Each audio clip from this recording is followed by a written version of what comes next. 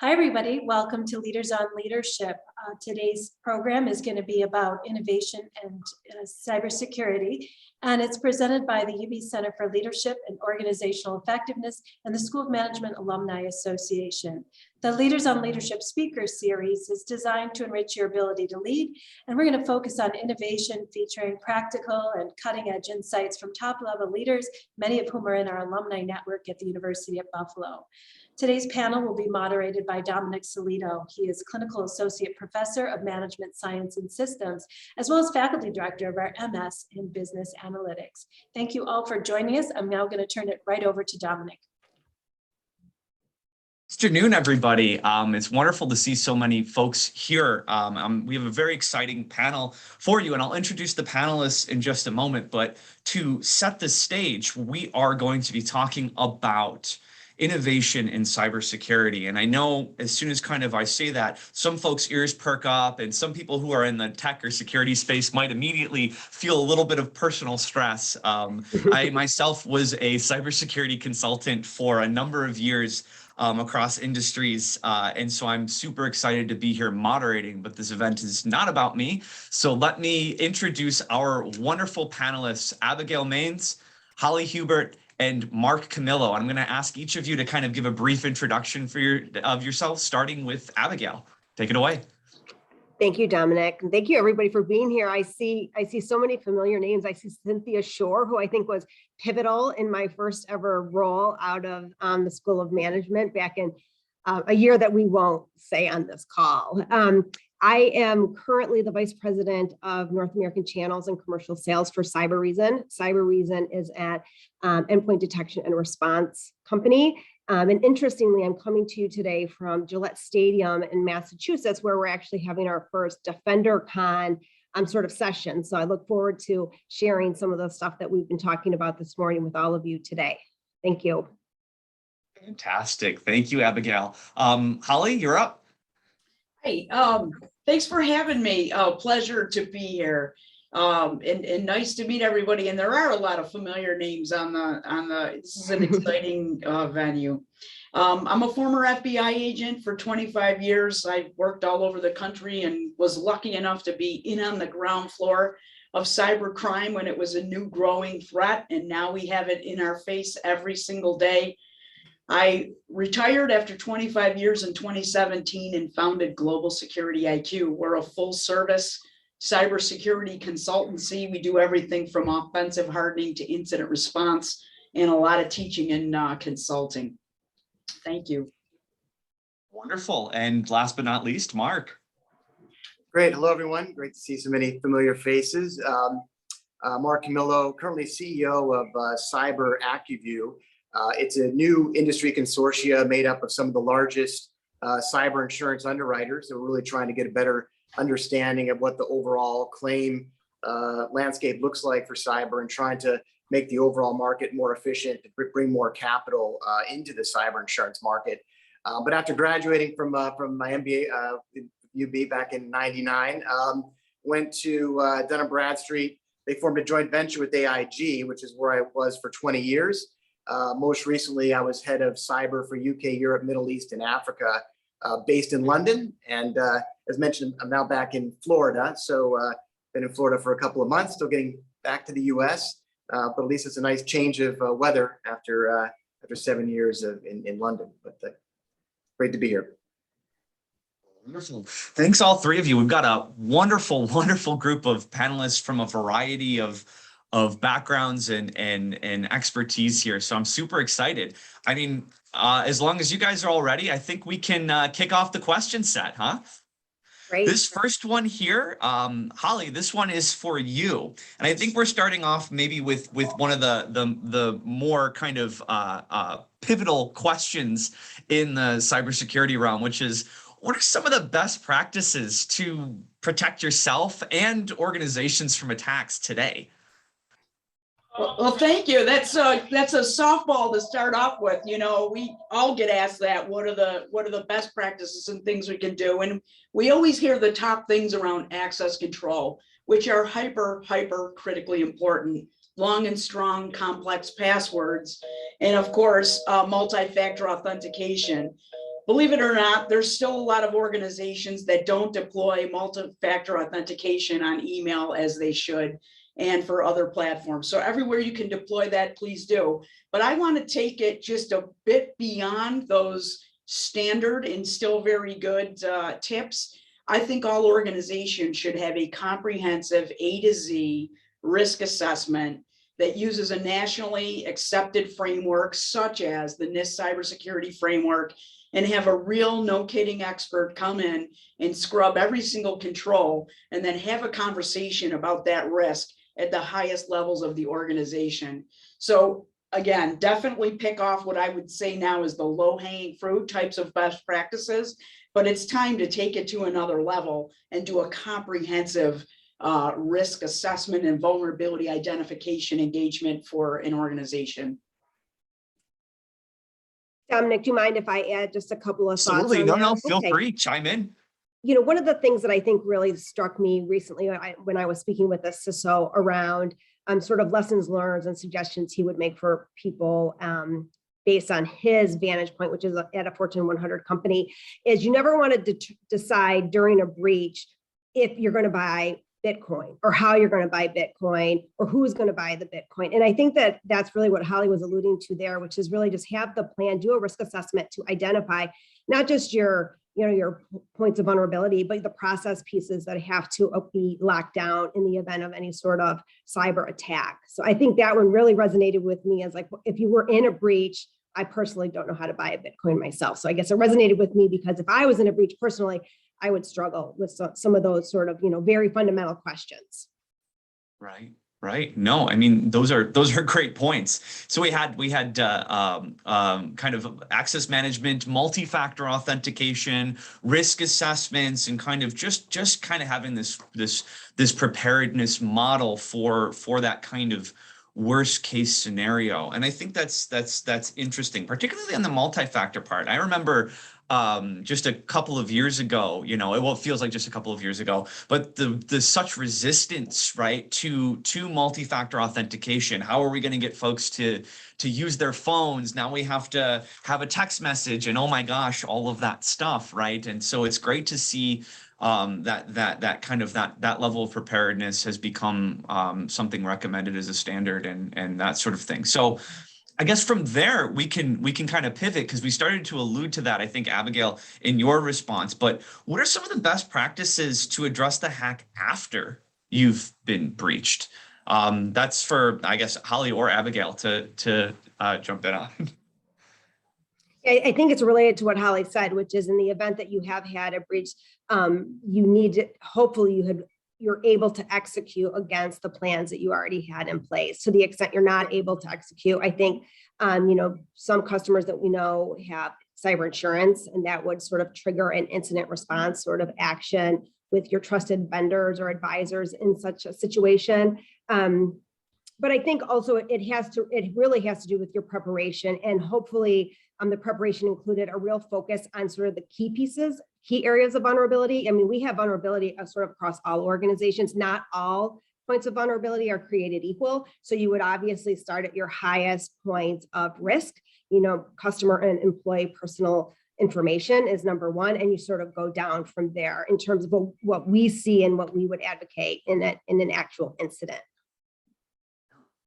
What I would add to that is, in the event you have a breach, make sure that you have a very rapid response. And I do think it's better the talent out there is the talent out there, but it's best to have the relationships before the breach and the incident response planning, before the breach. And all of these things are controls in that overall comprehensive risk assessment. Really, there's 200 best practices.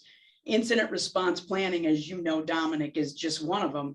And so essentially, you really want to have a capable, competent team that can very quickly respond and collect all the digital forensics that needs to be collected.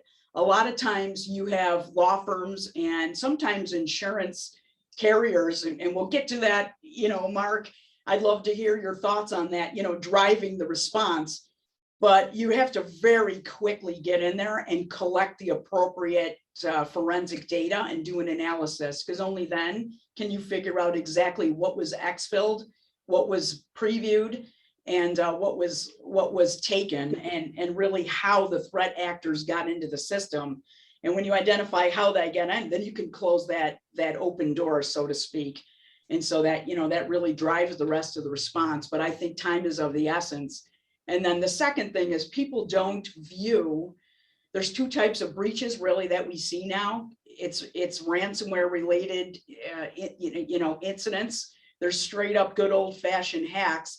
And then there's business email compromises when email boxes are breached. People don't understand that, the C-suite level are targets for threat actors, and those email boxes are in fact a breach. And there's a lot that can be done to figure out what happened if you have a talented team come in and do the right investigation. Absolutely. And I would just add on, on the insurance side, we talked about being sort of proactive, and it's good to know in advance, again, if you have an insurance policy, right? And then also understanding what the protocols are in your policy, right? Because I think almost every insurance company has some sort of incident response capabilities included. And so in some cases, they'll have you, work with a specific provider. In some cases, there'll be sort of a panel that you can kind of choose from that you can use, whether it's on the legal side, the IT side. If you need a ransom negotiator, or if you need to get the Bitcoin, typically those sorts of services will be sort of lined up. But it is important to understand what you need to do, because you don't want to be in a situation where, the insurer has a specific sort of protocol that you need to use, and then you do something completely different, and then you're sort of having those conversations after the fact. So trying to be proactive and understanding what you need to do in advance is definitely something that all companies should be doing. Yeah, absolutely. And Mark, I wanna kind of hook into the insurance side for a moment, because it tends to come up quite a bit. And one of the questions that I tend to see is, what does cyber insurance typically cover, and how does that kind of process unfold for organizations? Yeah, sure. And it's something that's constantly evolving, right? Because I think when you think of cyber insurance, most organizations are thinking about intangible loss. So if there's some sort of cyber event that, the building is still there, everything is still, there's no physical damage, but your systems are down or data has been taken. And so, when you typically look at these policies, the first benefit that's almost always used is the incident response. So there's going to be some sort of event management included, which is going to cover the cost for the IT, the legal experts, the PR firms, if you need that. That's typically where you see, from a frequency perspective, most of the frequent claims, just because it's almost used in any type of incident. It's also typically going to cover your network interruption losses, which from a severity, that's typically where the large losses are going to be. So in that case where your systems have been encrypted and you're losing profits, you're incurring additional costs to get to do alternative means to get business done, that's typically picked up underneath that sort of business interruption section. Cyber extortion is also something that's been popular, mainly because of the rise in ransomware, where it can actually cover, again, not only the cyber extortion specialist, but can also cover the ransom demand and securing and getting that Bitcoin. And then there's also a whole host of, I would say, liability coverage is also included. So in the event that you have data that's compromised, you may have not only the state breach notification laws, but where you're located, right? If you have operation in Europe, you could be subject to GDPR, you could be subject to other sort of privacy regulations. And there could be both regulatory investigations, which was typically covered by a policy, and including even the regulatory fines and penalties were insurable by law. And then also the defense costs, the damages that might arise from a cyber event. So there's quite a bit of, I guess, this intangible cover. I think for every business, it's important to kind of take a look at what they specifically do and line up their insurance to make sure they have the right coverage. Because if you're a manufacturer, perhaps you're concerned about not just a shutdown, but if you had maybe a cyber event that caused an explosion or caused sort of bodily injury, that's an area of concern where, particularly with the Internet of Things and where things are going, you want to make sure that you're also protected. And in some cases, you may think something is a typical cyber cover, like somebody hacking in, stealing money out of the account. You talked about the business email compromise, but sometimes that's covered underneath the crime insurance policy. So I think it's more important for organizations to kind of view cyber as a peril like if the cyber event happened, what sort of losses could happen across my enterprise? And then kind of lining up your insurance policy, say, okay, what do I want to have covered? What could be the financial consequences of those cyber events? And then making sure you don't have any gaps between your sort of property covering your physical assets and then your intangible assets.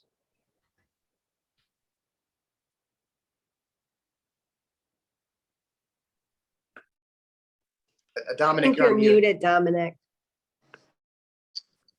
Thank you.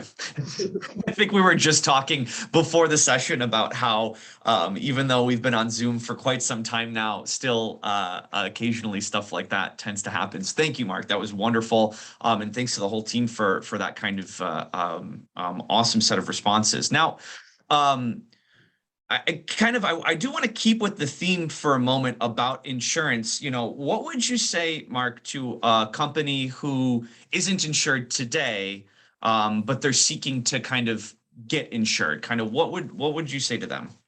Yeah. Well, again, I think the first thing is, again, depending upon the size of the company, depending upon your industry, you're going to want to do that analysis. You know, typically you can break it down to like 4 quadrants, right? To say, you know, what physical versus non-physical, and then your first party and your third party. In any sort of cyber scenario you can think of, the losses are going to fall within one of those 4 quadrants. And then once you've done that, you can kind of get a sense as to what could be the most painful, right? Because anytime you're looking at insurance, you have to decide, is this a risk that I can avoid? Can I accept the risk? Do I want to put that risk on my own balance sheet? And if not, that's where the risk transfer comes into play. And the first thing you want to do is you want to get a good insurance broker to really help you sort of navigate that process. And second, that, you know, the insurance market has changed drastically over the last 2 years. There's been such a significant increase in ransomware claims that maybe in the past, you know, you could have had a very simple, you know, application. You answer a few questions, you could have got the insurance. Now there's a much more thorough underwriting process. So I would say you have to plan early. And in many times when you're working with your insurance broker, they understand what insurance carriers are going to ask. You know, they're going to be focusing in on the multi-factor authentication. They're going to be asking about, you know, your privileged accounts, right? How many users do you have that have domain admin rights? And they might ask you about service accounts. They also might ask you about what specifically your endpoint detection and response you're using and how fully that's deployed across your organization. And so you're now going to see kind of an application plus all these sort of ransomware questions that are going to be asked in addition. So I think it's really important to make sure that you're out in front of this, that you can position your organization the best possible light. If you know there's things you have to work on, try to get those things done before you take before you go to market. And you know, and I think also just be prepared, because you're going to have difference in terms, and you maybe expect to have a higher maybe deductible. And if you don't have a high level of maturity, there may be restrictions put on your policy, right? They might, you know, the carrier might put a 50% co-insurance for ransomware, so that if you have a loss, you're going to share that 50-50 with your insurance company. So again, I think the market has definitely changed. So if you haven't been in the market for a year or two, I think just be prepared, because it is quite different than it was 24 months ago. Yeah. Can I add to that, Dominic? Absolutely. Mark, you bring up a really good point about the being proactive in your cybersecurity best practices before you seek cybersecurity insurance. I was actually just engaged by a very large CPA firm that was working on their cybersecurity insurance and was giving a really detailed, it was actually a 3-page survey of all of these best practices. And when I read it, I thought, this actually is a risk assessment, nearly.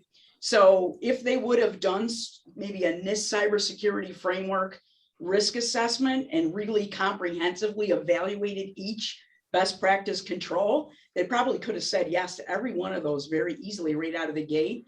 And it's not just a best practice to do to enable you to get insurance, but it's what we all should be doing as business owners to protect our companies. You know, it's just good practice.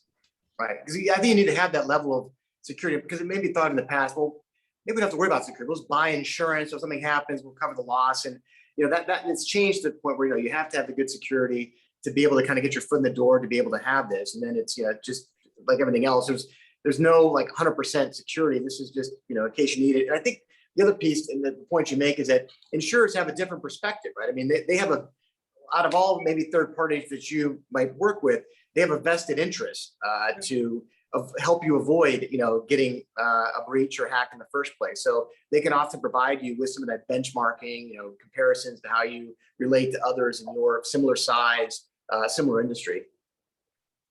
Yeah. I think it's important. I think it's important to note for the audience, like, so why Mark has so much changed over the last 12 months or 24. And I think, from my vantage point as a software manufacturer, ransomware has really gone from what we called single extortion attempts, which was really locking up your system. So those would have been called Petya, NotPetya, WannaCry. Those were sort of the big brands. And I don't know, probably 2019-ish now.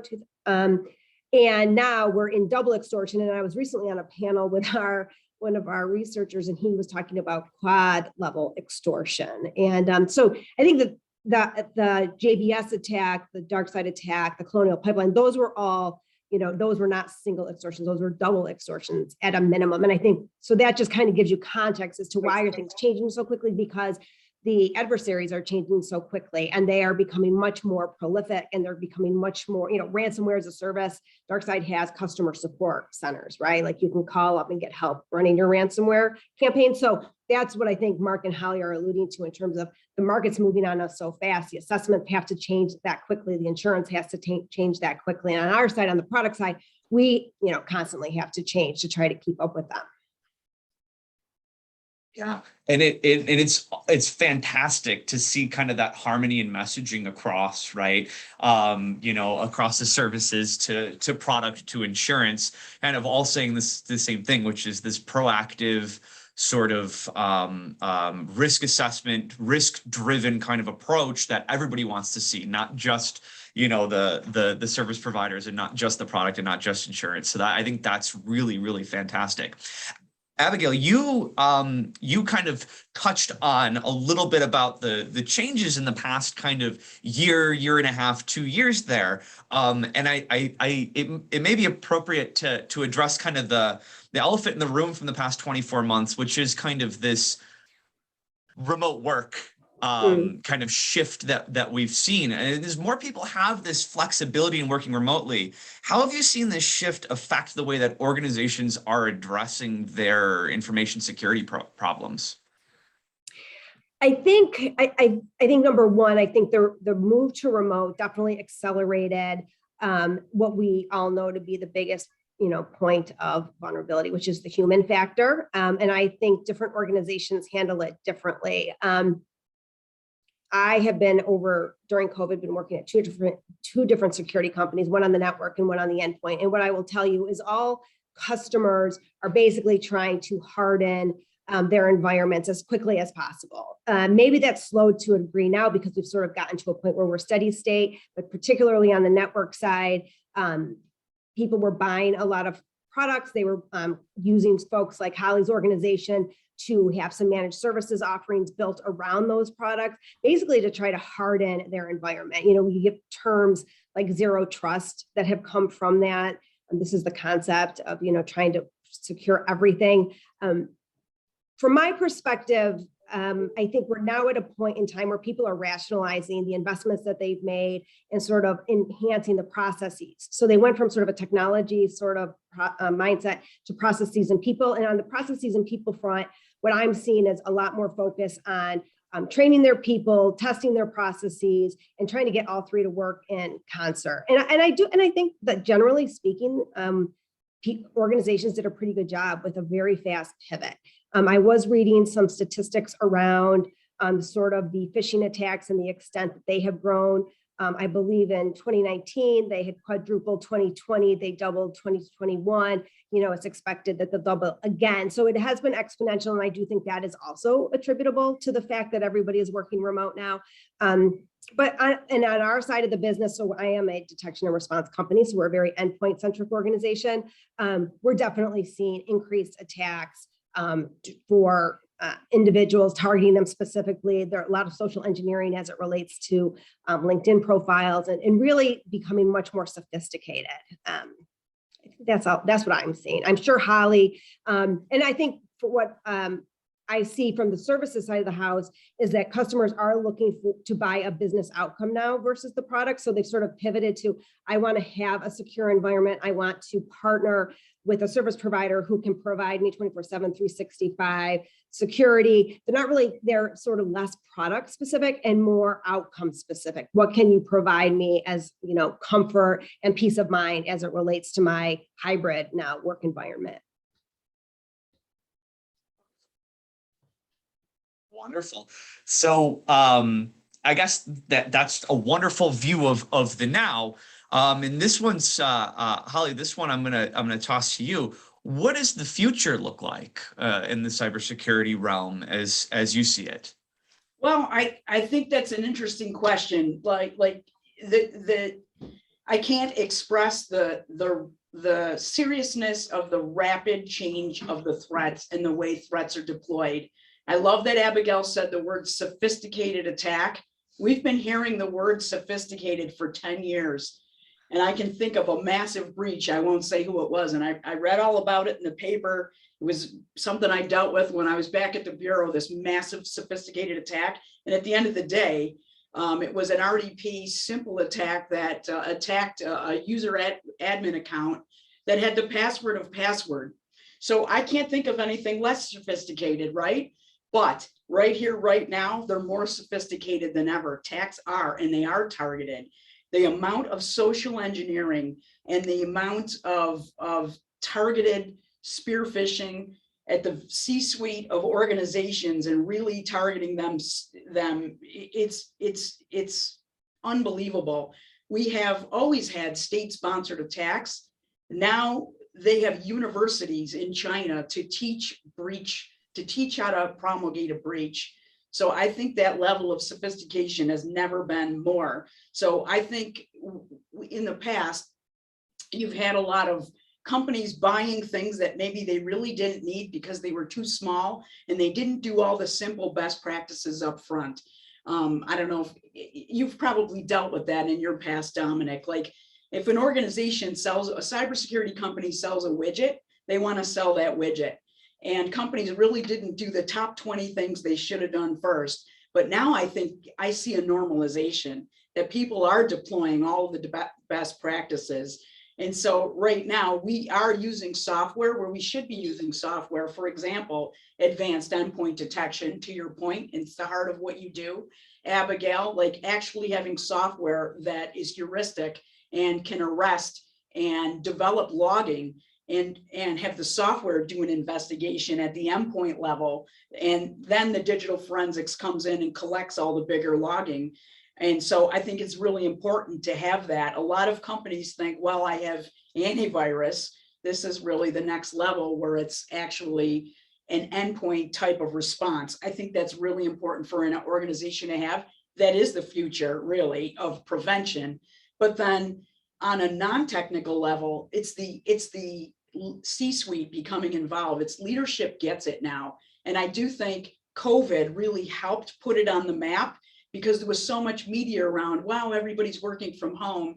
And now these new threats are into the organization. They're really not new threats, but they're elevated from an optics standpoint. And so I think the future is more governance at the board level, more governance at the C-suite level really is the future of cybersecurity. It should be woven through the cultural fabric of an organization, good cybersecurity hygiene. Yeah, wonderful. Fantastic, fantastic. Now, let's see, going through my list of fun topics for us. So I think, this might be an interesting time to talk about kind of the talent gap and resourcing around cybersecurity. One of the big things in the news is that, there's a huge employment gap in the field. And I guess, Abigail, I'll ask you this one. What recommendations do you have for organizations as they try to attract and retain their security talent? Yeah, I think it's a really important question. I could spend days probably talking about it because I've been in cyber now for 15 years, and cyber is really, really, really not diverse at any level. And Holly and I being on a panel with you and Mark is very unique. Normally they're manels, which is just all men. I think cyber is, I looked it up yesterday, 72% male, 71% white. And so I really think we have to attract more diverse people into cyber, from a young age. But I'm willing to convert older folks over into cyber too. But I think we really have to do that sort of strategically. We have to do it at the private equity and the venture capital level. That's where a lot of the money comes to create companies like the company that all of the companies that I've worked for are VC and PE funded. Those folks need to create energy and demand and stimulus into the companies to create more diverse organizations. I honestly think you have a better cyber posture if you have more diverse thoughts, because I think the core tenet of a cyber analyst skill set is their ability to think of things differently than the average person would. And so if you don't have diversity in that, over time, you're gonna lose your edge. And so I think we have to attract diverse folks. I try to spend a lot of time doing this, and I can tell you it's not easy. I would love for the university to tell me how I can be more effective at trying to do it, because as an individual, it's kind of a one-to-one sort of endeavor, and I would love to scale that. There's no question that the unemployment rate in cyber is zero or negative, I would argue, and that's been true since 2011. I saw anywhere from 2.7 to 3.5 million openings, of which 500,000 are in the United States. And I just think simply the idea that we're not going to address that with a more singular focus on diversifying the folks that are in our pipeline for cyber, I just don't think is realistic. Obviously, it's been zero since 2011, and I've been in this since 2011, and we haven't done anything strategically, in my opinion, as an industry. So I think that's like the number one. I think retention right this second is kind of difficult because of this demand for folks. So you do see a lot of people changing organizations. I see it constantly on the OEM side. People are moving from company to company to company. I think the only thing, and I don't think this is unique to cyber, I think the only thing we can do in those situations is the same as any large organization would have to do. You have to get people paths to success, career pathing. You have to be transparent. You have to be authentic. You have to do all of the same things that any other industry has to do. I don't think cyber probably is at the top of the heap on those topics, because it goes back to the fact that we're kind of very homogenous, and I don't think that lends itself to doing some of those things that we need to do. So I think that's a huge opportunity, and I think the PE and the VCs that get that right, honestly, will be able to differentiate in the industry, because they have not done it today. That is not happening, and unless Holly and Mark see it somewhere different. I've been kicking the tires at a lot of places, and I don't see that diversity. So that's my answer on that. And I think the university community can do a lot on that front, and even younger, probably. It's probably starts in high school, because we treat cyber like it's very, very complex. I think anybody can be excellent in cybersecurity. I think we just have to get them interested in it. Those are my two thoughts on that, Dominic. Wonderful. No, they're fantastic thoughts. If I could add to that, I completely agree with you, Abigail. You're 100% spot on. And I just am lucky to have been in on the ground floor in cyber. It just kind of, my career evolved that way. And I'm one of very, very few women in the FBI, period, which is bad. And to have had a cyber background in the FBI, I could count them on one hand, to be honest with you. But I think diversity is obviously where we need to be looking. Diversity of thought is our strength in any organization. I do agree with you that we probably should start recruiting and getting people interested at the high school level. Sometimes maybe, not everybody thinks cyber would be a career. It has a little bit of a stigma that it's, just a geeky thing. And so I agree with you. It's not that complicated either. And I'll take heart and grit any day of the week. Sure. I'll take aptitude and heart and grit. And I think organizations really should look within their organization, because if they have a human being that has an aptitude to learn these skills and they want to, then the organization should sponsor them to go out and get the certs, start with the baby certs, at least they're getting their feet wet. And then the other thing that an organization can consider is bringing in a mentor. So, you know, we're a homegrown organization here. And essentially I recruit heart and grit and aptitude, and then I mentor them myself. I have a whole program that I developed to really surge the skills. It's it's FBI-esque. And so we just have to get everybody, you know, ready as rapidly as possible. And I do think there's talent in organizations that people are maybe overlooking. Yeah, I think it reminds me, one of our lead data scientists at Silence, and Silence was definitely a data science company at its heart, was a chef by education and work history. I think for the prior 10 or 15 years when he joined us, he had an aptitude for cyber, he had an aptitude for data science, but really he has gone on, and I think he's led data science teams now at 3 very sophisticated cyber companies, and he has no degree. There's no formal training behind that. And data science is not something you just kind of pick up, but those organizations that are on the forefront can take people with all the characteristics Holly mentioned and turn them into that, which is amazing to think about. Absolutely. That's a good point. I mean, just with the right mentoring, you can surge somebody with the heart and the aptitude. You can get them ready to go. And I invite, if anybody on the panel wants to talk to me about that, I got a lot of thoughts about how to get that workforce ready to be in this profession. Awesome. Wonderful, wonderful. That's great. You know, and I know that there are, you know, quite a lot of up and coming folks who are trying to break into the field and things like that. So I think that's a really helpful thing, and especially for leaders who are thinking about building their security teams or you know, hiring in for consulting and service work to kind of understand a little bit more about what goes into that. I want to take a little bit of an aside here because we did get a question in the chat that I think Mark would be perfectly primed for. It is, what is the claims process like and how much of a burden is it? So taking us back into the insurance realm. Yeah, no, happy to. So, you know, I mentioned earlier that when you know, the first thing is want to understand what the process is, right? Do you have to use somebody on the panel? Or can you use anyone that you choose, or if you have somebody that you want to work with, a lot of times you can get that specific company scheduled onto your policy so that there's no hesitation. You can immediately pick them up, call them up, and then start engaging them on that specific incident. But once the claim or once an incident actually occurs, I would say cyber, unlike other lines of insurance, it's actually pretty quick to incur losses, right? Because you're immediately sort of paying to have the IT, the legal support. And so, and if you pay the ransom demand, that can be a couple million as well.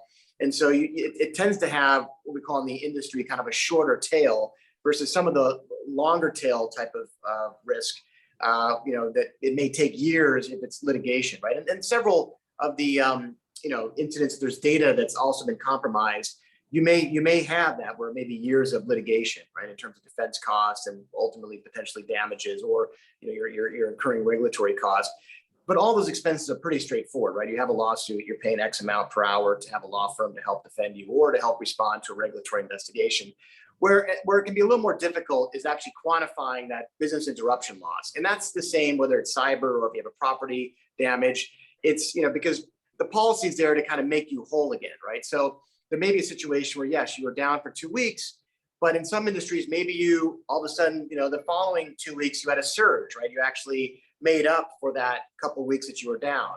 Or you may have a situation where maybe it didn't have necessarily the short-term impact, but longer term, there was reputational damage. And so you ended up seeing a drop off in customers over time. So that's where it can be a little more difficult. And I would say that it can be a little more lengthy to document, to show the loss. And what you need to do is, again, keep good records. And when you have a business interruption, also engage like a forensic accountant, because they can come in and actually help you determine what those losses were for that period of time that you ultimately submit to your insurance carrier.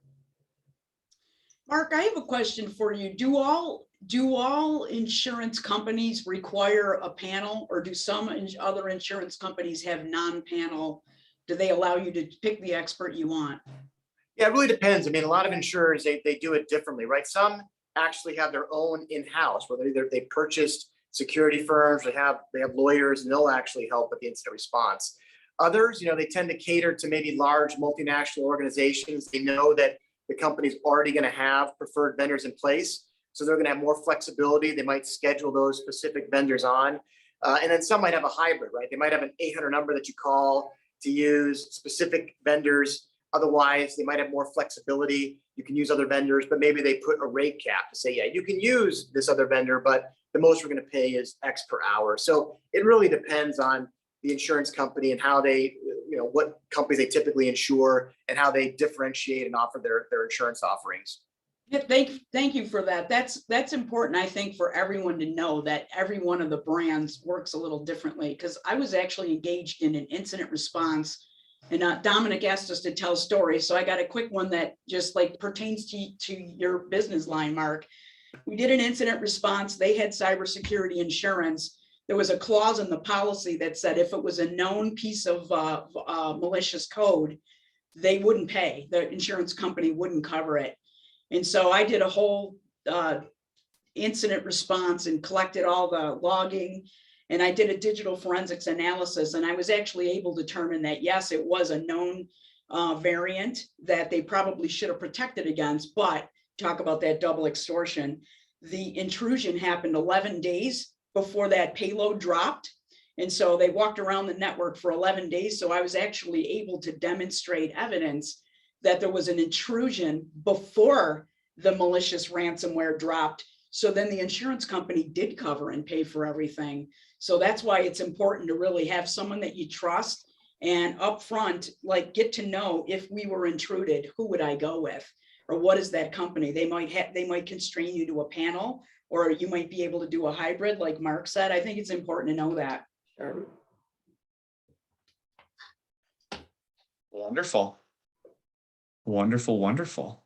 Very cool. Now, I do have a question here that I think is something that a lot of kind of business leaders may be interested in kind of getting your insights on. And we'll start with Holly on this one, but how would you recommend our non-technical business leaders remain informed on all of these security threats without having to become cyber professionals themselves?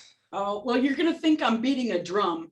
I'm not, but I guess maybe it might sound like that. I think it's incumbent upon business leaders to understand all of the threats, but and if they don't have someone in-house that can put technical threats and put their technical security posture into actionable business language, then I think it's important for them to bring in a consultant to really be that translator. I get asked to do that all the time. And if there's a good current risk assessment, your assessors should be able to put, here's the control, here's what you have, and then here's what you need to mitigate this control. The actual recommendations should be in plain business English, because really you want the check writers at the top of the organization to understand why it's important. And so really, if a non-technical C-suite should really have a consultant be that translator, and it helps obviously the overall organization. But a lot of times I have heads of IT that have me come in, and they engage me to come into an organization because they know they need 2 or 3 pieces of software or 2 or 3 strategies, but they can't get the CFO to understand it. And so I think, it's just the way we have to do business now, is that the C-suite and all of the governing bodies of an organization at the board level, they have to have oversight of cyber. And the way to do that, if there's no one on the board that can readily understand and speak that language and understand the cybersecurity aspect or the cybersecurity posture of the organization, then they should engage someone from outside to come in and help them out. It's no different than having, an accounting consultant or having a lawyer interpret laws for, any other reason. Perfect. Wonderful. Wonderful. Anybody else want to have anything to jump in on with that? And if not, I think we would move to the breakouts, but I'll give you guys a chance. I think she totally nailed it. The only thing I would say is, to the extent you have people in your network that are in cyber, you can just talk with them, because we love to hear ourselves talk. And so there's no lack of people that want to talk to you about their specialty. That's for sure. Yeah, there's just a lot of great resource. I mean, you think about it, there's like a panel like this is happening almost every day now in cybersecurity. So it's pretty easy to get up to speed, at least in those high level discussions. I think, depending upon where you're at in the organization too, I'm seeing it's more common now for at least having somebody on the board too that's somewhat savvy with respect to cyber. So it's at least looking at that again from that sort of top down approach, and can provide that resource and provide for the other members, right? That you're asking the right questions of management. And there's even some great free resources, right? If you're on a board, that the Internet Security Alliance released about 10 years ago. They keep updating a handbook and had some great questions in there about what you should be asking management and other metrics that you can use the board to try to measure your cybersecurity maturity. Fantastic. So wait, Molly, Caitlin, I think we might be ready to jump into breakouts. We could talk about this all day. This was a fascinating discussion. I just want to thank Abigail, Holly, Mark, and of course, Dominic for leading this discussion. I know there are a lot of great questions in the chat, maybe some things we didn't get to. We want to invite you to be part of a breakout where we can unpack a little bit more about what we heard, over the next 10 or 15 minutes. So invite you all to participate in that way. We'd like to hear from you too. Before I let you go into those breakouts, again, just want to thank everyone for participating, let you know that this is part of the Leaders on Leadership Speaker Series, and look forward for information in early 2022 about our next program on leadership, innovation, and healthcare, featuring Larry Zielinski, our executive in residence in the School of Management. So at that, I'll let everybody get into their rooms and we can hear from you. Thank you.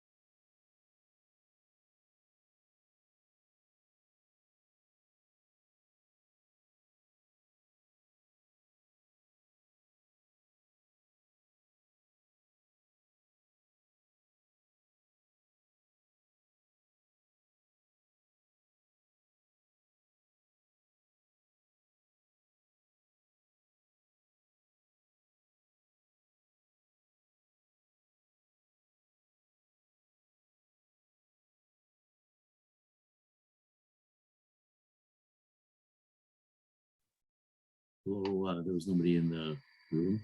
Yep, I switched it because you got left behind on your own, so I moved you to a different one. Okay, no problem. All right. Is it open for you? Where would it be?